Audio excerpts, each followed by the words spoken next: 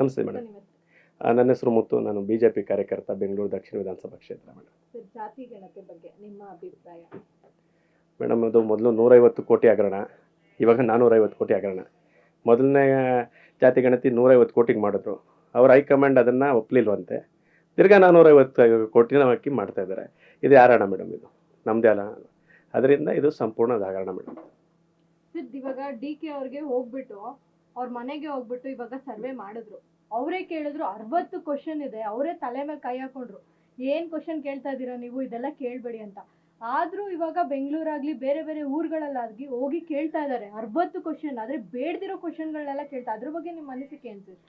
ಹಲವಾರು ಚುನಾವಣೆಗಳು, ವಿಷಯಗಳು, ಟ್ರಬಲ್ಗಳೆಲ್ಲ ಶೂಟ್ ಮಾಡ್ತಾರಂತ. ಟ್ರಬಲ್ ಶೂಟ್ರಿಗೆ ಅಷ್ಟು ಕಷ್ಟ ಅಂದರೆ ಇನ್ನು ಸಾಮಾನ್ಯ ಜನರಿಗೆ ಇನ್ನೆಷ್ಟು ಕಷ್ಟ ಆಗ್ಬೋದು ಇದು ಸಮೀಕ್ಷೆ ಅಂತ ಅವರು ಪಕ್ಷದವರೇ ಅದನ್ನು ಉತ್ತರ ಕೊಟ್ಟಿದ್ದಾರೆ. ಸ್ವತಃ DK ಶಿವಕುಮಾರ್ ಸಾಹೇಬ್ರವ್ರ ನೇತೃತ್ವದ ತಂಡ ಅವ್ರಿಗೆ ಸಂಪೂರ್ಣವಾಗಿ ಇದು ಸಮೀಕ್ಷೆಯಲ್ಲಿ ವಿರುದ್ಧವಾಗಿದ್ದಾರೆ. ಏನಕ್ಕೆ ಅಂತ ಹೇಳಿದ್ರೆ, ಒಂದು ವರ್ಗದ ಓಲೈಕೆಗೋಸ್ಕರ ಇದು ಮಾಡ್ತಾ ಇದ್ದಾರೆ ಅಂತ ನಾವೆಲ್ಲರ ಅಭಿಪ್ರಾಯ. ಇದು ಏನೇ ಕಾರಣಕ್ಕೂ ಹಿಂದುಳಿದ ವರ್ಗದ ಓಲೈಕೆ ಅಂತೂ ಅಲ್ವೇ ಅಲ್ಲ. ಇದು ಅವ್ರು ಮಾಡ್ತಾ ಇರೋದು ಅವರು ಪ್ರತ್ಯೇಕ ಅವ್ರ ಜನಾಂಗದ ಒಂದು ಏಳೈಕೆಗೋಸ್ಕರ ಇದು ಮಾಡ್ತಾ ಇದ್ದಾರೆ ಅಂತ ನಮ್ಮ ಅಭಿಪ್ರಾಯ ಇದೆ.